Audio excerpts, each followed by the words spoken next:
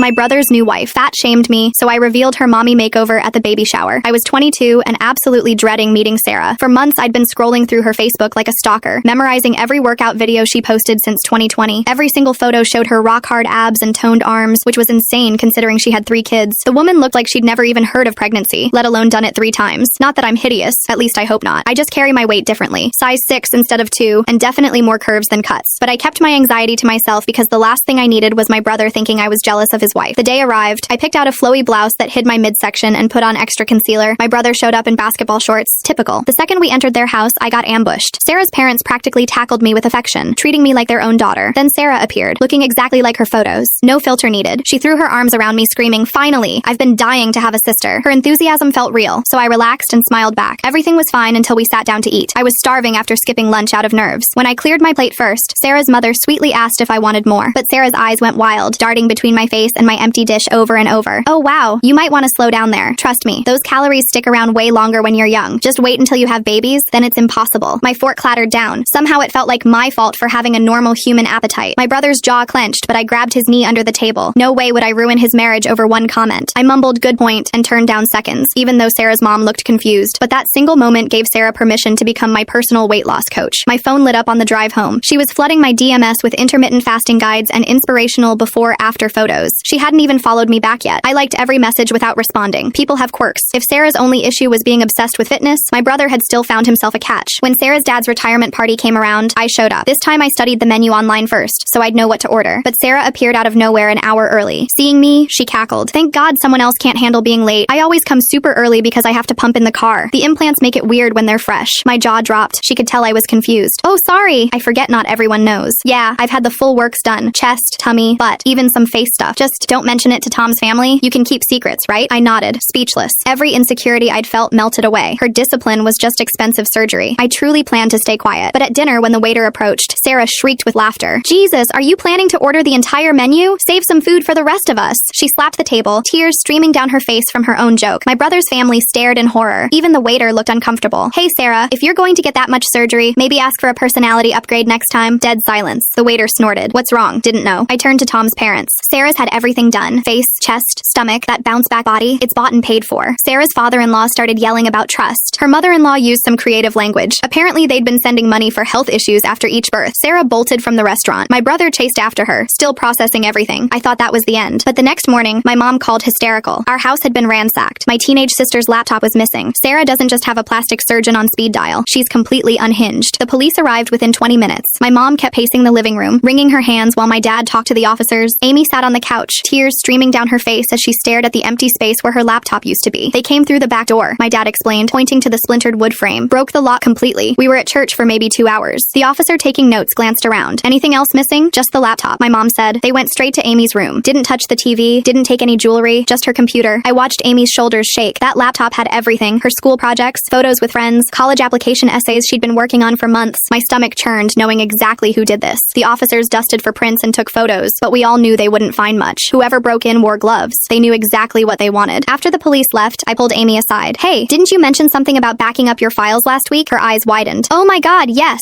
I set up automatic cloud backup after Jessica's computer crashed. Everything should be there." We rushed to my dad's desktop. Amy logged into her cloud account, fingers flying across the keyboard. Relief washed over her face as folders appeared on screen. "It's all here," she breathed. "Well, everything up until yesterday morning." I leaned closer, scanning the files. Photo folders, documents, browser history. "Wait, Amy, can you check your photo folders? All of them?" She clicked through, confused. "Why? They're just pictures of me and my friends." But as we scrolled, my suspicion grew. Amy had hundreds of photos. Selfies, group shots at school events, beach pictures from last summer, normal teenage stuff, except now someone had physical access to all of it. My phone buzzed. "Tom, Sarah's losing it. She locked herself in the bathroom and won't come out." "What the hell happened?" I stepped outside to answer. "Someone broke into Mom and Dad's house, stole Amy's laptop." Silence. Then, "You think Sarah? Who else would break in and take only a teenage girl's computer?" Nothing else was touched. Tom's voice dropped. "She was gone this morning. Said she needed to clear her head. Took the car for a few hours. I thought she went to the gym." My blood ran cold. "Tom, you need to check her car. Look for anything suspicious. I can't just... She's my wife. Your wife who just found out everyone knows about her surgeries. Who ran out of a restaurant in tears. Who's now locked in your bathroom after a break-in at our parents' house." He sighed. "I'll look." Inside, Amy was still at the computer. "This is so weird. Someone created a folder called New Profile Pics that I definitely didn't make. It's just copies of my photos, but selected ones. Like someone went through and picked specific pictures." My hands clenched. Those photos could be used for anything. Fake social media profiles, dating sites, God knows what else. "Amy, change all your your passwords. Everything. Email, social media, banking, all of it. Monday morning, I was in my dorm room when my phone exploded with notifications. My roommate Megan looked up from her textbook. What's wrong? I stared at my screen in horror. Someone had tagged me in dozens of Facebook posts. Comments were pouring in under photos I'd never seen before. Screenshots of supposed conversations where I was saying horrible things about a struggling mother of 3. Look at this, I showed Megan. The account posting everything was called Stand Up to Bullies and claimed to be exposing my campaign of harassment against an unnamed mom who was just trying to live her life after having children. The screenshots looked real. They showed my profile picture next to messages calling someone fat, lazy, and pathetic, telling them their kids would be better off without them, threatening to expose what a terrible mother you really are. Megan grabbed my phone, studying the images. These are edited. Look, the font's slightly off in your messages, and the timestamp formatting is wrong, but the comments didn't care about fonts. People were calling me a monster, saying I should be ashamed, threatening to find out where I went to school. My actual Facebook started getting angry messages from strangers. Then my email dinged. The subject line made my stomach drop. Concern about student conduct. Urgent. The dean of students wanted to see me immediately regarding serious allegations of cyberbullying and harassment that have been brought to the college's attention. I ran across campus, Megan beside me. This is insane. You need to document everything. Take screenshots before anything gets deleted. In the dean's office, I faced a stack of printed screenshots, the same fake conversations, but now submitted as formal complaints. 3 different concerned citizens had emailed the college about my dangerous behavior toward a vulnerable mother. I need you to understand how seriously we take these allegations, the dean said. Cyberbullying is grounds for immediate suspension. Your scholarship could be revoked. My hands shook as I pulled out my phone. These are fake. Look, I can show you my actual Facebook messages. I've never sent anything like this to anyone. The dean frowned, comparing the screenshots to my phone. The images do look similar to your actual messages. Because someone's editing them. They took real screenshots and changed the text. Please, you have to believe me. She leaned back. I'm not making any decisions today, but I need you to provide evidence that these are fabricated. You have 1 week. I left her office feeling sick. My scholarship covered everything. Tuition, housing, meal plan. Without it, I'd have to drop out. Back in my room, Megan was already at work. I've been tracking the IP addresses from those accounts. They're using VPNs, but there's patterns. Also, look at this. She'd found more fake accounts, all created within the last 48 hours. They used Amy's photos, the ones from her stolen laptop. The profiles claimed to be college girls looking for sugar daddies and discreet arrangements. Oh my god, I whispered. She's catfishing people with my sister's pictures. My phone rang. Tom again. I found gloves in Sarah's car. Black leather gloves shoved under the passenger seat. And there's mud on the floor mats. The same red clay from mom and dad's backyard. Tom, she's destroying my life. She's trying to get me expelled. She's using Amy's photos to catfish men online. I know. His voice cracked. I also found a receipt. She bought a voice recorder last week, the day before you came to dinner. The pieces clicked. She's been recording our conversations. I think so. I can't find the actual recorder, but God, what has she done? That evening, my mom called in tears. Your aunt just sent me the most horrible recording. It sounds like you, honey, but you're saying such awful things about Sarah and the kids. Mom, it's edited. She recorded our phone calls and cut them together. I know you wouldn't say those things, but it sounds so real. She sent it to your cousins too, and your grandmother. Everyone's calling asking what's wrong with you. I spent hours trying to damage control, calling family members to explain. But how do you convince someone a recording is fake when it sounds exactly like your voice? Tuesday morning brought more chaos. I was walking to class when my manager from my part-time job at the campus bookstore called. Hey,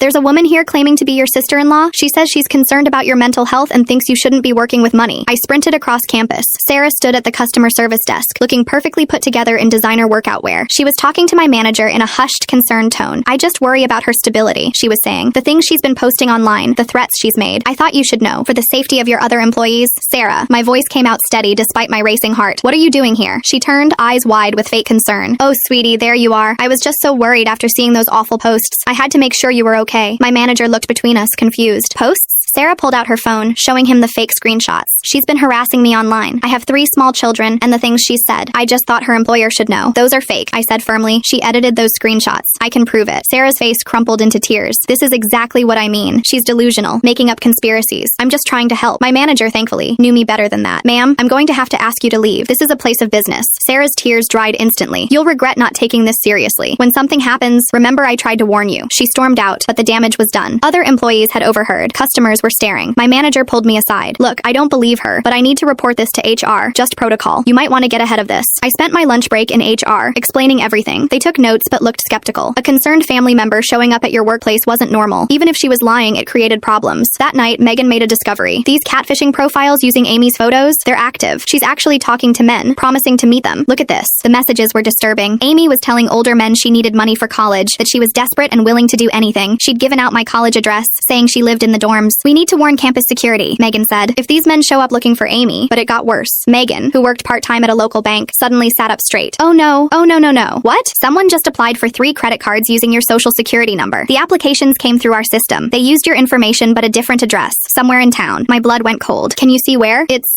the address for that clothing store where you work summers. They put your employer's address as your residence. The applications were already being processed. If approved, the cards would be sent to my workplace, where Sarah had just made a scene about my mental stability. This is identity theft, Megan said. We need to freeze your credit immediately. We spent the next 3 hours on the phone with credit agencies, filing fraud alerts. Megan helped me document everything. The fake social media accounts, the edited screenshots, the catfishing profiles, the credit applications. She's trying to frame you, Megan said. Make it look like you're the one doing identity theft. Think about it. She shows up at your work talking about your instability, then credit cards in your name arrive there. My phone buzzed. Tom. I found her burner phone. She hid it in the garage. It has everything. The fake accounts, the edited screenshots, messages to those men pretending to be Amy, even drafts of the complaints she sent to your college. Thank God. Can you screenshot everything? Already am, but there's more. I found messages to someone named Robert. She was planning something bigger, something about planting evidence. My blood ran cold. What kind of evidence? I don't know. The messages are vague, but she mentioned your parents' house and making sure it's found in the right place. I immediately called my parents. You need to search the house. Every room. Sarah's planning to plant something. They thought I was paranoid until Amy shouted from upstairs. There's something in my room. We stayed on video call as they searched. Amy had remembered the nanny cam she'd installed after the break-in, a tiny camera disguised as a phone charger. She'd wanted to feel safer in her own room. The footage was damning. It showed Sarah climbing through Amy's window at 3 a.m., 2 days after the laptop theft. She wore all black and gloves, carrying a small bag. The camera caught her opening Amy's desk drawer and placing something inside before leaving the same way she came. My dad carefully opened the drawer. Inside, wrapped in plastic, were several small bags of white powder. Don't touch it, I said. Call the police. Now. The next morning, our family gathered at my parents' house. Tom arrived looking haggard, carrying a box of evidence. Sarah had refused to come, claiming we were all conspiring against her. I can't believe I didn't see it, Tom said, spreading out printed screenshots. She's been doing this for years. I found emails from her ex-husband's mother. Sarah scammed her out of $30,000, claiming it was for medical bills after the kids were born. My mom gasped. The surgeries? Paid for with stolen money. Her ex's mom is in a nursing home now because she can't afford better care. She gave Sarah her entire retirement savings. We spent hours piecing together the full picture. Sarah had created an elaborate web of lies, using her children as props for sympathy while funding her lifestyle through fraud. The physical transformation we'd all envied was built on theft and deception. We need to share this, Amy said suddenly. There's a local mom's Facebook group Sarah's always posting in. They deserve to know. Tom hesitated. Those are the mothers of my kids' friends, and they might be her next victims, I pointed out. We crafted a careful post, sticking to facts we could prove. The fake accounts using Amy's photos, the credit card fraud, the planted substances. Within hours, comments poured in. Other women shared their stories. Sarah had borrowed money she never repaid. She'd sold them products that never arrived. She'd convinced one mother to invest in a fake business opportunity. The police took our evidence seriously now. Multiple victims, documented fraud, attempted framing. It painted a clear picture. They arrested Sarah that evening. The custody hearing was swift. Tom presented everything. The burner phone, the fraud evidence, the recordings of Sarah coaching the children to lie about me on camera for sympathy videos she'd posted online. The judge's decision was firm. Full custody to Tom. Supervised visitation only for Sarah. Mandatory restitution to all victims, including her former mother-in-law. Sarah's lawyer argued for leniency, claiming mental health issues. But the judge wasn't moved by tears that dried too quickly, or stories that changed with each telling. Your client systematically defrauded multiple people, attempted to frame a college student for substance possession, and used her own children as props in her schemes, the judge said. This goes far beyond a cry for help. The financial judgment was severe but fair. Sarah owed over $50,000 to various victims. Her wages would be garnished. Her social media accounts were banned for fraud. She'd have to work multiple jobs just to make the monthly payments. Tom moved back to our hometown with the kids. Our parents helped with childcare while he rebuilt his life. The kids thrived without their mother's toxic influence, finally able to just be children. I kept my scholarship. The dean apologized when she saw the evidence, even wrote a letter supporting my character. My workplace understood too, especially after the credit cards arrived and were immediately reported as fraud. Sarah moved 3 states away. Last we heard, she was working at a call center and a weekend retail job, living in a studio apartment. No Instagram-worthy life to showcase. No designer clothes or surgical enhancements to maintain, just the consequences of her choices. Our family grew stronger through it all. We learned to trust our instincts, to document everything, to protect each other. Amy's cloud backup had saved us. Megan's banking knowledge had caught the fraud in time. Tom's courage to search for the truth had revealed everything. Sometimes I wonder if Sarah ever thinks about that dinner, when her mask first slipped, when a simple comment about my appetite started the chain of events that exposed everything. But mostly, I'm just grateful we survived it, that my brother and his kids are safe, that justice, however imperfect, was served. The woman who once made me feel inferior for being a size 6 is now banned from the very platforms she used to showcase her fake life. There's some poetic justice in that, I suppose.